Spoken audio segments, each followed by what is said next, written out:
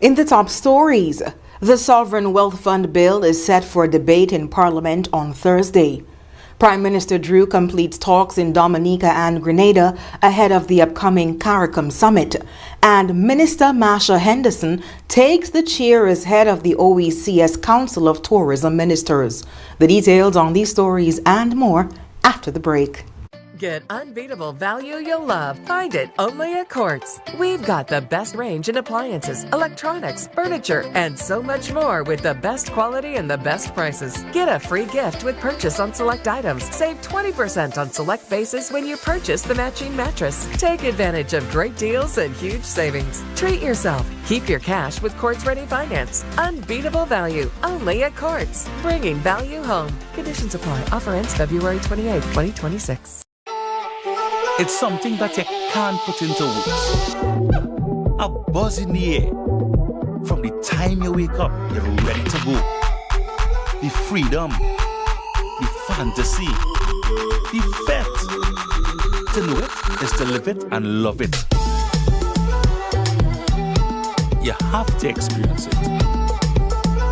If you know, you know. Angostura White Oak Rum. New look, same vibes inside.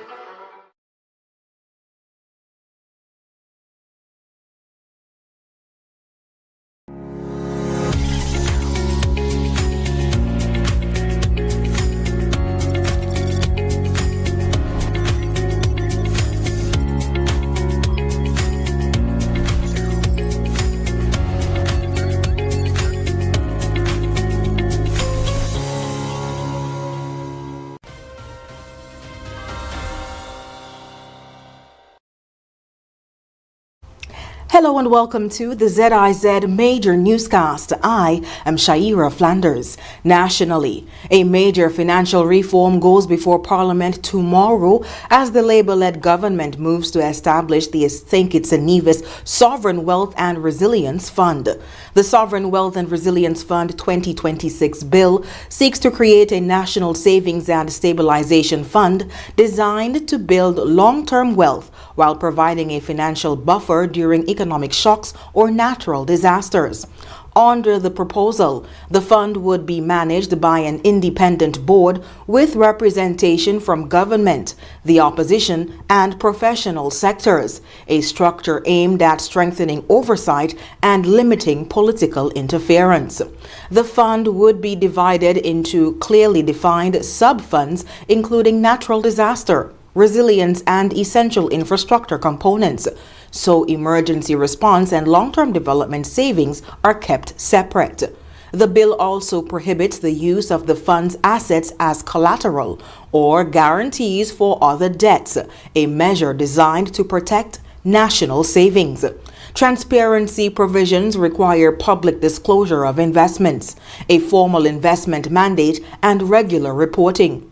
Sovereign wealth funds are not new. Norway's government pension fund Global, Botswana's Pula Fund, and Trinidad and Tobago's Heritage and Stabilization Fund have been used to save surplus revenues, stabilize economies, and reduce the need for emergency borrowing during downturns.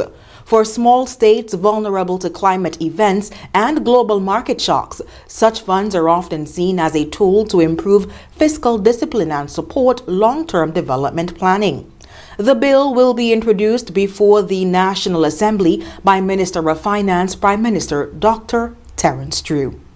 And in other news, CARICOM Chair Prime Minister Dr. Terence Drew completed a series of high-level consultations in Dominica and Grenada as preparations continue for the 50th regular meeting of the Conference of Heads of Government later this month in St. Kitts and Nevis.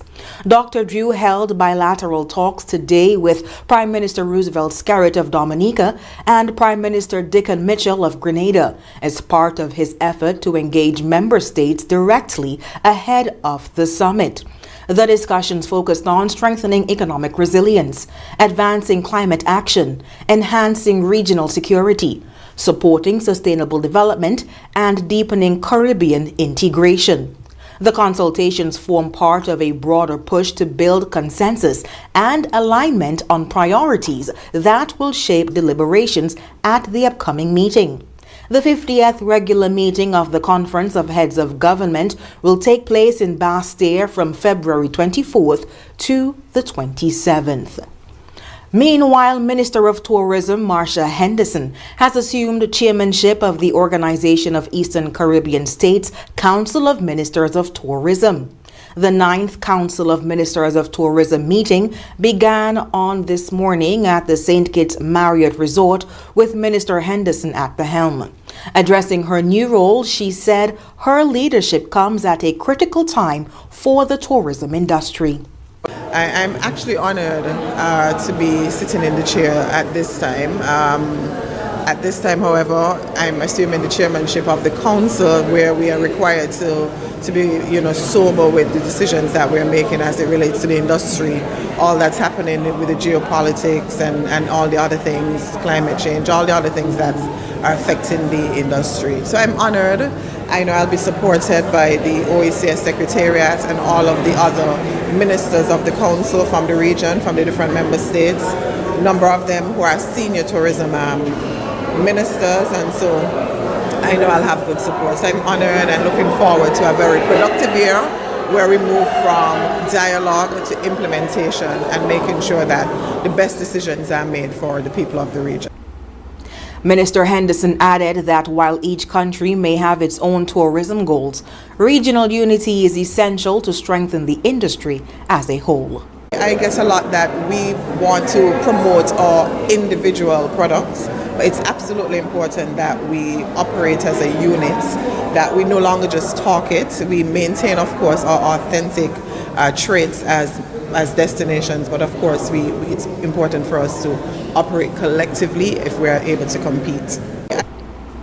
That was Minister of Tourism Marsha Henderson. And after the break, members of St. Kitts and Nevis's Protective Services have begun a 12-week regional security course, and 2 nationals have been selected for the 2026 YLAI Fellowship Program. The details after this. Now loans, cash at the speed of life, so fast you won't believe it. Now loans, cash at the speed of life, right now, right now. If you need cash in a flash with now, no need to fuss, leave it to us. When you need cash in a flash, no need to fuss, leave it to us. Hear me now. When life throws surprises your way, now's here to help. Whether it's for an urgent bill payment, home improvements, or unexpected health expenses, or even that last-minute holiday trip, with Now, you get cash in a flash, approved in just 24 hours. Now loans, cash at the speed of life, so fast you won't believe it. Now loans, cash at the speed of life, right now, right now. A loan product powered by National Bank. At The Cable, we believe in giving back because when our community thrives, we all do. That's why, as a company, we make it our mission to touch the lives of everyone in St. Kitts. We spearheaded the renovation of JNF Hospital lobby to ensure better care for all. The Cable sponsors free Wi-Fi in every community center across St. Kitts, so no one is left behind in an increasingly connected world. We stand with communities through every moment, big or small, in culture, education, youth development, and more. Y a ti también, comunidad latina. Cuenta con nosotros. Estamos con ustedes. And when it comes to customer service, we set the standard. We're just a call, click, or visit away because you matter to us. Join the company that truly cares. The Cable, more than service. We're family. Somos familia. And we're proud to always give more where it matters. Every dream begins with a vision, a blank piece of land, a simple sketch on paper, or a conversation around the dinner table. At Horsford's Building and Nevis Centers, we believe that every home starts with hope and ends with something real. From the first brick to the final nail, we are there. We don't just supply materials, we partner in progress, step by step, wall by wall, room by room. We help build lives, futures, and legacies. This is more than construction. It's transformation. It's elevation. It's trust. Dream with us, grow with us, build with us, because your dream deserves more than just materials. It deserves a partner that builds with heart. Horsford's Building and Nevis Centers. Dream with us, grow with us, build with us.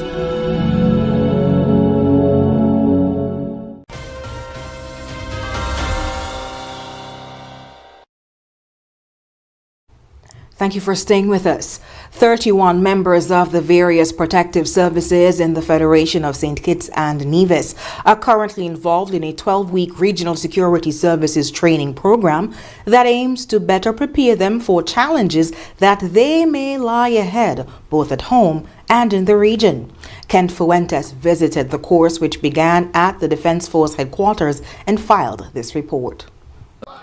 The sound of men and women from the protective services marching in unison marks the start of 12 demanding weeks of training.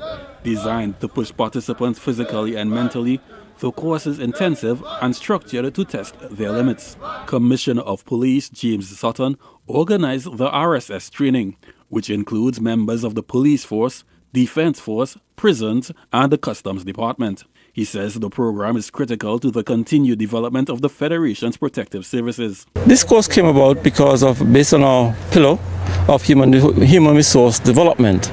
We saw the need to have this training implemented at this time because a large percentage of our officers for some reason have not had the opportunity or the exposure of such training.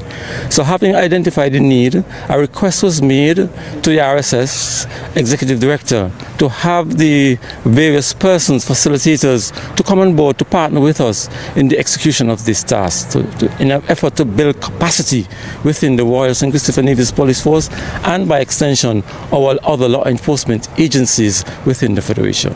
Commissioner Sutton added that the training will better position the various agencies to protect the Federation. This course is very important to us because it increases interoperability amongst the agencies, and we should not wait until something happens to start this form of training, because it is fundamental also for our officers to be exposed to this training, because this training is regionally accepted in cases of natural disasters and man-made disasters.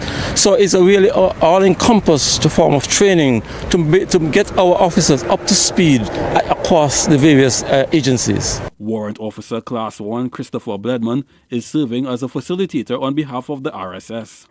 He believes participants will return to their jobs better equipped and more well-rounded. I see a need for it because this course that is running here in St. Kitts is usually run in Barbados, and it's facilitated in Barbados for the same 12 weeks course. This course deals with a number of modules. We deal with improving the police officer skills into a paramilitary side of things. Really, the course is not a police course, it's a paramilitary course. It deals with a lot of field work, a lot of weapon handling, a lot of sea training, a lot of first aid sometimes, and then you got a lot of disaster in it. So it deals with a number of modules.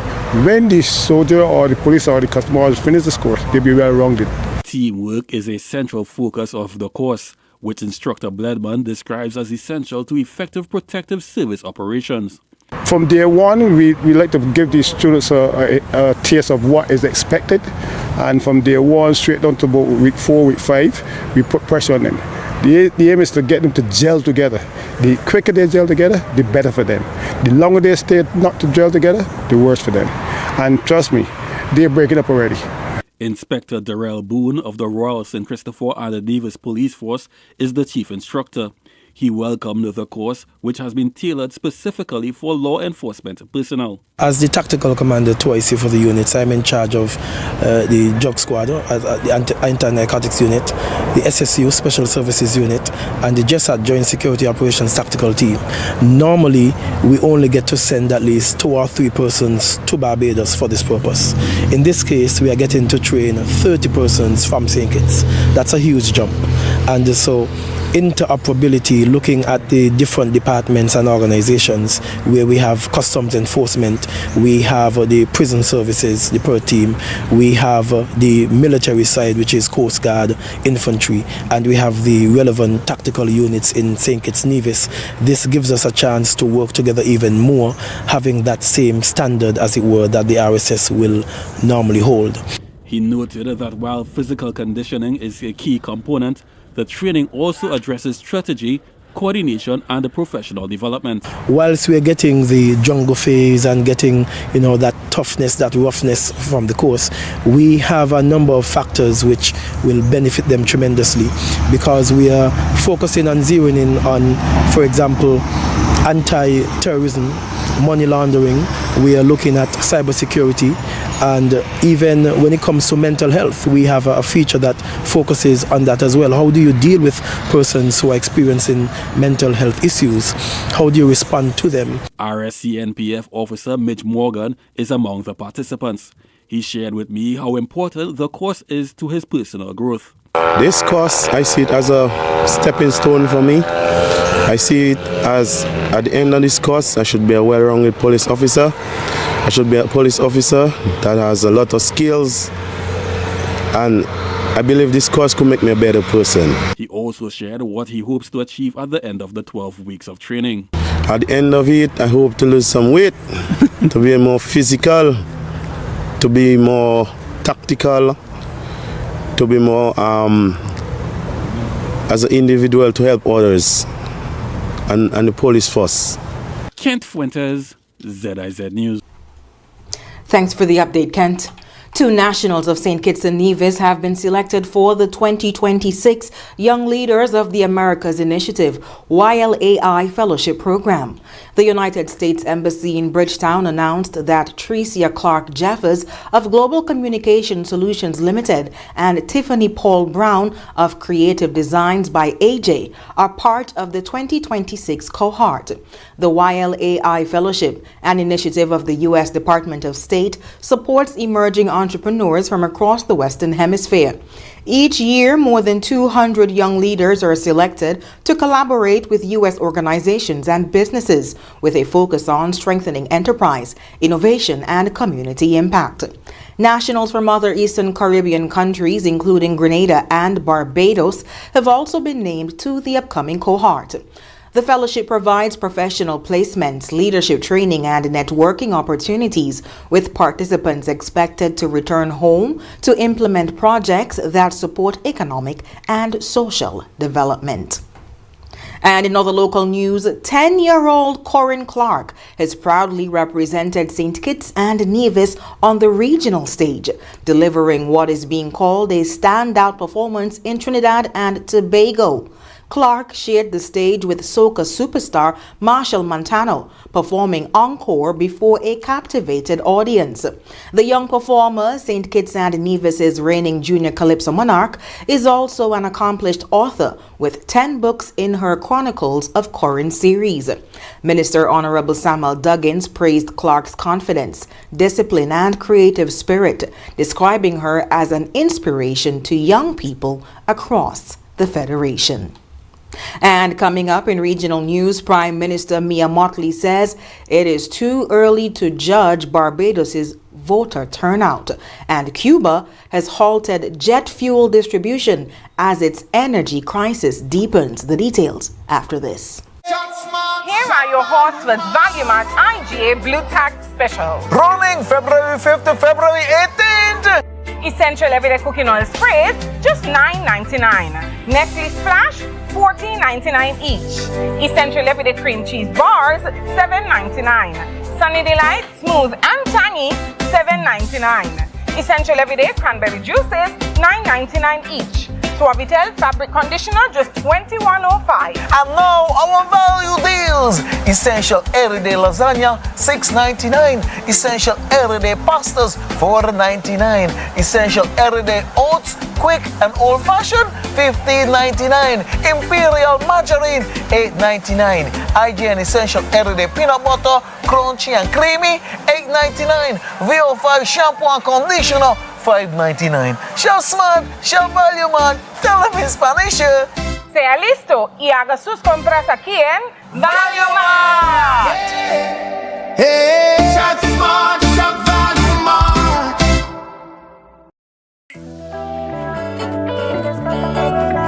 Swipe your card, live your life. National Bank Life is nice. You can spend it when you want it, how you like, where you like. Swipe your card, live your life. National Bank Life is nice. Home or away, any time of the day. Credit debit or debit, right in your pocket. The National Bank card, so many benefits. Oh yeah, the choice is yours. Just come and embrace it. Live your life your way with purchases big or small. Mango, nuts, breadfruit and all. You can spend it when you want it, how you like, where you like. Swipe your card, live your life. National Bank life is nice, nice, nice. At The Cable, we believe in giving back because when our community thrives, we all do. That's why, as a company, we make it our mission to touch the lives of everyone in St. Kitts. We spearheaded the renovation of JNF Hospital lobby to ensure better care for all. The Cable sponsors free Wi-Fi in every community center across St. Kitts, so no one is left behind in an increasingly connected world. We stand with communities through every moment, big or small, in culture, education, youth development, and more. Y a ti también, comunidad latina. Cuenta con nosotros. Estamos con ustedes. And when it comes to customer service, we set the standard. We're just a call, click, or visit away because you matter to us. Join the company that truly cares. The Cable, more than service. We're family. Somos familia. And we're proud to always give more where it matters.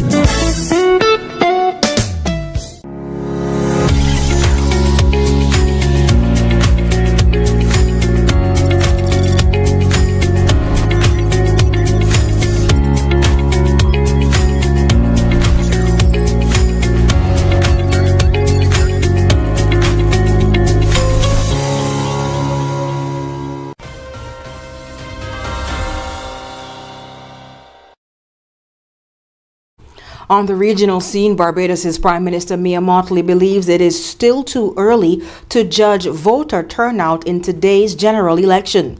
Speaking to reporters just after midday, Mottley said election day patterns in Barbados typically begin with a strong morning turnout, slow midday activity, and a final surge at 4 p.m. until the close of the polls at 6 p.m. She added that her team was focused today on mobilizing its supporters and ensuring voters who need assistance were able to cast their ballots. Addressing the voting process, Mottley noted that Barbados does not use ink marking, but said there are strict procedures in place to verify voters' names and ensure they are directed to the correct polling stations. Meanwhile, Cuba is facing a deepening energy crisis, with authorities warning airlines that jet fuel will not be available at 9 airports across the island, including Havana's Jose Marti International Airport. The notice to airlines took effect on Tuesday and is expected to last until March 11th.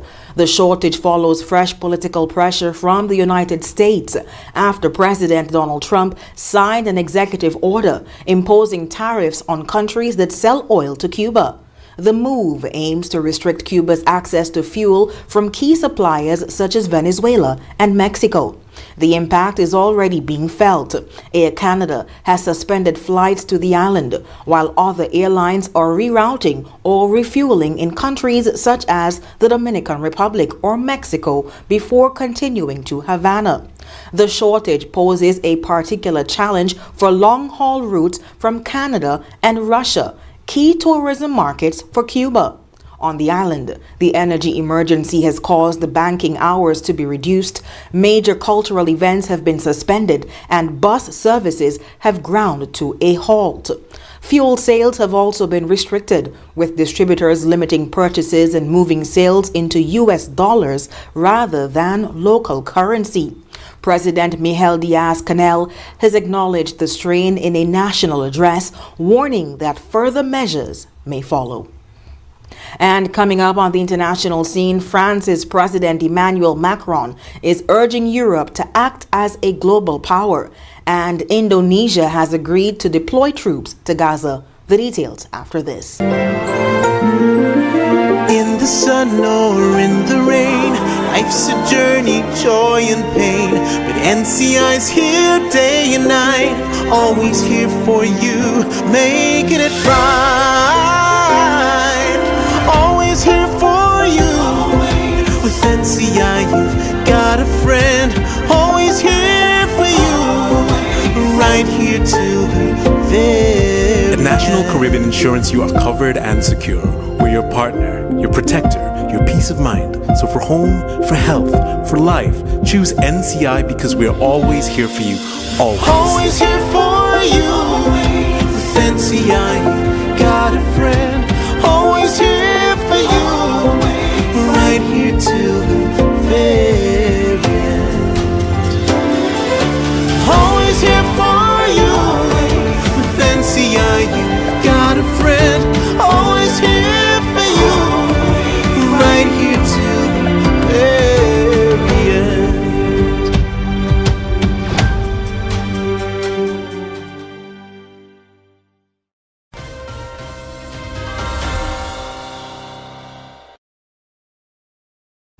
French President Emmanuel Macron is calling on Europe to assert itself on the world stage, warning that the continent faces a massive challenge amid rising global threats.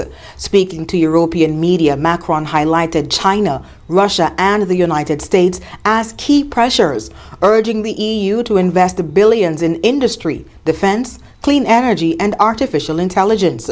He called for mutualized European loans or Eurobonds to fund these efforts and stressed that Europe must stop outsourcing its security and take control of its future.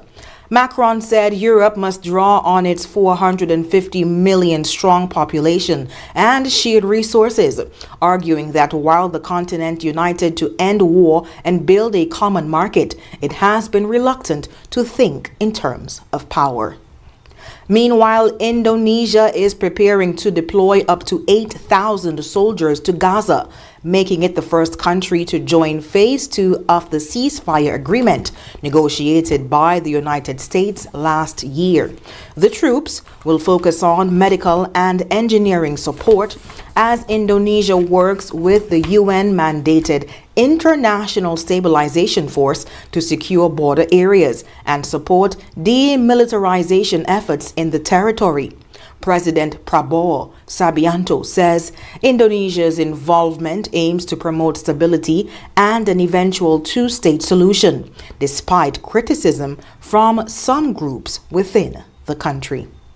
And up next in sports, West Indies have defeated England in T20 World Cup, and ICE will provide security support during the FIFA World Cup. Stay tuned. In the sun or in the rain, life's a journey, joy and pain. But NCI's here day and night, always here for you, making it right. Always here for you. With NCI, you've got a friend, always here for you, right here till the very At National Caribbean Insurance, you are covered and secure. We're your partner, your protector, your peace of mind. So for home, for health, for life, choose NCI because we're always here for you. Always here for you. With NCI, you've got a friend, always here for you, right here till the very end. Always here for you. With NCI, you've got a friend, always here for you, right here till the very end.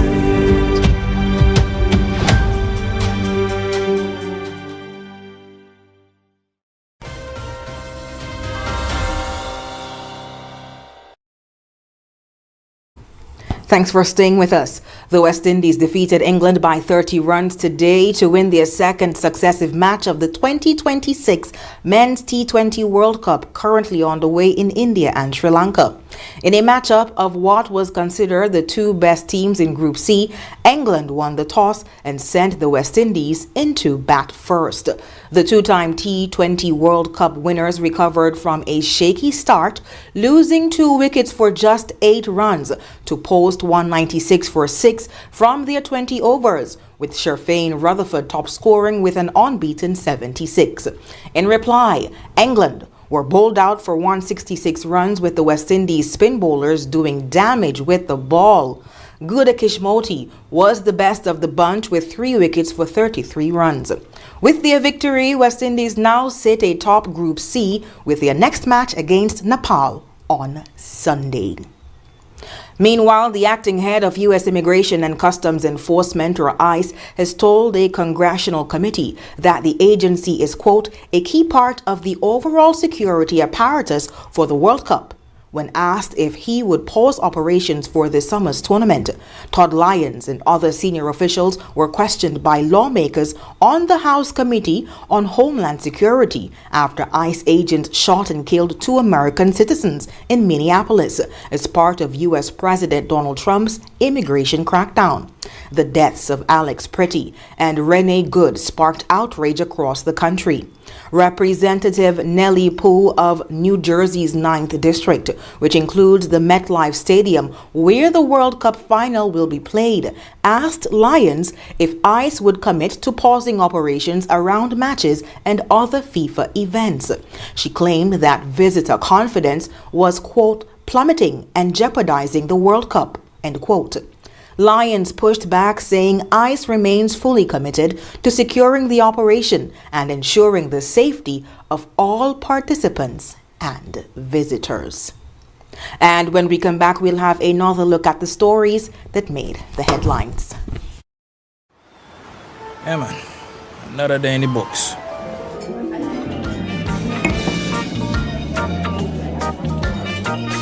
Well, hello there. She pretty from head to toe, and are you ready to go?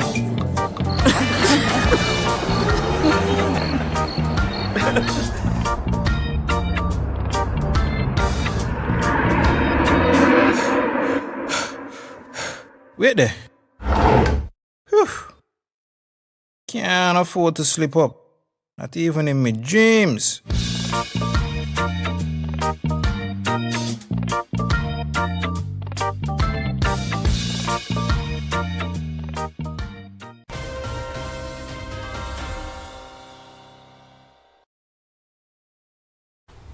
Recapping the top stories, the Sovereign Wealth Fund bill heads to Parliament on Thursday. Prime Minister Drew has completed talks in Dominica and Grenada ahead of this month's CARICOM summit. And Minister Marsha Henderson has assumed the chairmanship of the OECS Council of Tourism Ministers. And that brings us to the end of the ZIZ Evening Newscast for Wednesday, 11th February. Thank you so much for tuning in. I've been your presenter, Shaira Flanders. Have a good one.